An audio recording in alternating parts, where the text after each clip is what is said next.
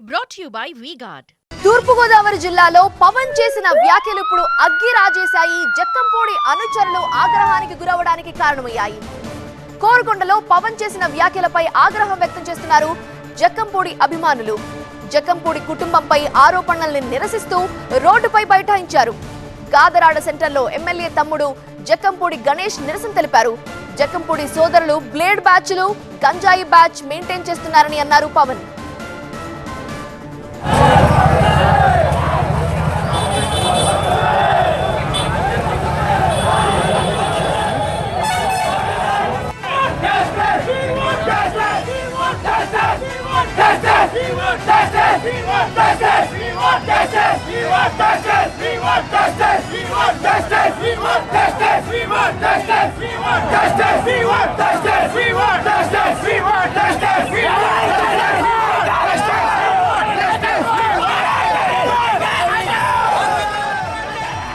జక్కంపూడి అనుచరుల ఆగ్రహం మనం చూస్తున్నాం. అయితే పవన్ కళ్యాణ్ ఇంతకీ ఏమన్నారో ఓసారి విందాం.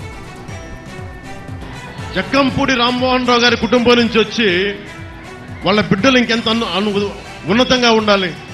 వాళ్ళు కూడా బ్లేడ్ బ్యాచ్లు మెయింటైన్ చేసి, గుండా బ్యాచ్లు మెయింటైన్ చేసి, వాళ్ళు కూడా గంజాయిని ఎంకరేజ్ చేసి, వాళ్ళు కూడా ఇసుక స్కాములు చేసి, వాళ్ళు కూడా ఆ స్థాయికి చేస్తే మనం ఎవరికి వెళ్తాం? ఎటువైపు చూస్తాం?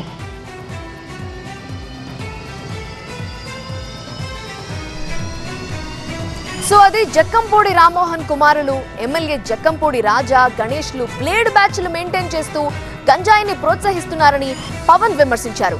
జక్కంపూడి లాంటి పెద్ద ఫ్యామిలీ నుంచి వచ్చిన వారే స్కామ్లు చేస్తే ఎలా అని ప్రశ్నించారు పవన్ కళ్యాణ్. జగన్తో సావాసం చేసి జక్కంపూడి ఫ్యామిలీ పాడైపోయిందన్నారు. ఈ వ్యాఖ్యలను తప్పుపట్టారు ఎమ్మెల్యే రాజానగరం అసెంబ్లీ వైసీపీ అభ్యర్థి జక్కంపూడి రాజా. పవన్ ఎవరో రాసిచ్చిన స్క్రిప్ట్ చదువుతున్నారని అన్నారు. 420 చీటర్స్ ని రాజానగరంలో పోటీకి నిలబెట్టారని విమర్శించారు. పవన్ కు ఇన్నేళ్లైనా రాజకీయ పరిణితి రాలేదన్నారు. మా కుటుంబం మొత్తం వైఎస్ ఫ్యామిలీతో ప్రయాణం చేస్తోందన్నారు. బ్లేడ్ బ్యాచ్, గంజాయి బ్యాచ్లతో మాకెలాంటి సంబంధం లేదంటున్న జక్కంపూడి రాజా వ్యాఖ్యల పూర్తి సారాంశం మా స్పెషల్ కరెస్పాండెంట్ సత్య అందిస్తారు. ప్రస్తుతం జక్కంపూడి రాజా మనతో ఉన్నారు. పవన్ కళ్యాణ్ మిమ్మల్ని ఉద్దేశించే ఈ సభగా పెట్టినట్టుగా మిమ్మల్ని కామెంట్స్ చేయడం ఏ రకంగా చూడొచ్చు? పవన్ కళ్యాణ్ గారు ఇంకా సినిమా ఫీల్డ్లోనే ఉన్నాం, మనం రాజకీయాల్లోకి వచ్చామనేటువంటి వాస్తవంలోకి రావట్లేదు. ఎవరో ఒకరు రాసిచ్చినటువంటి స్క్రిప్ట్ని చదివేటటువంటి పరిస్థితి రాజకీయాల్లో ప్రజలు దాన్ని ఆహ్వానించేటటువంటి పరిస్థితి ఉండదు.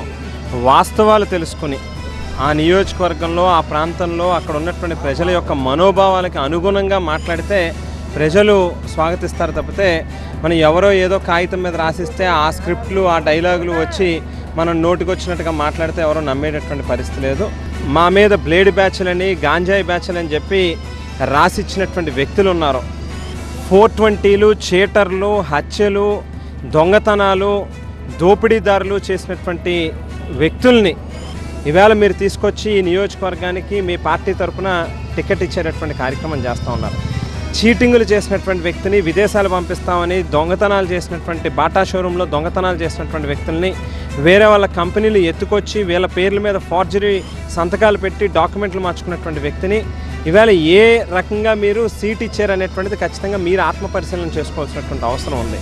సినిమా జీవితంలోంచి నిజంగా రాజకీయాల్లోకి రావాలి అని అనుకుంటే, రియల్ హీరోగా ఉండాలి అని అనుకుంటే వాస్తవాల్లో జీవించండి అని చెప్పి పవన్ కళ్యాణ్ గారికి హితో పలుకుతాం. మిమ్మల్ని మీ తండ్రిని గౌరవిస్తాను, కానీ ఈ రకంగా వైసీపీలోకి వచ్చిన తర్వాతే రాజానగరం నియోజకవర్గంలో అవినీతికి పెరిగిపోయింది, రాజకీయంగా చూస్తూ ఊరుకోరని అనేది పవన్ కళ్యాణ్.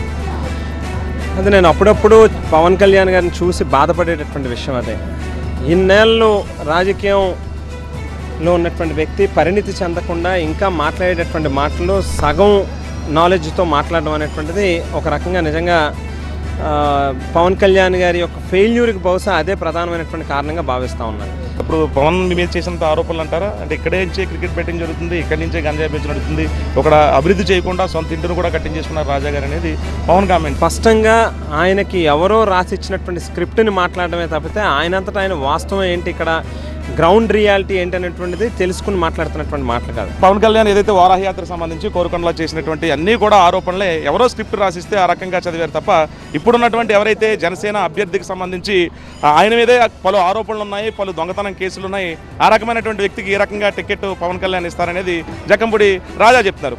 శ్రీరామ్తో కలిసి సత్య టీవీ నేను కోరుకొండ నుంచి. Brought to you by VGuard.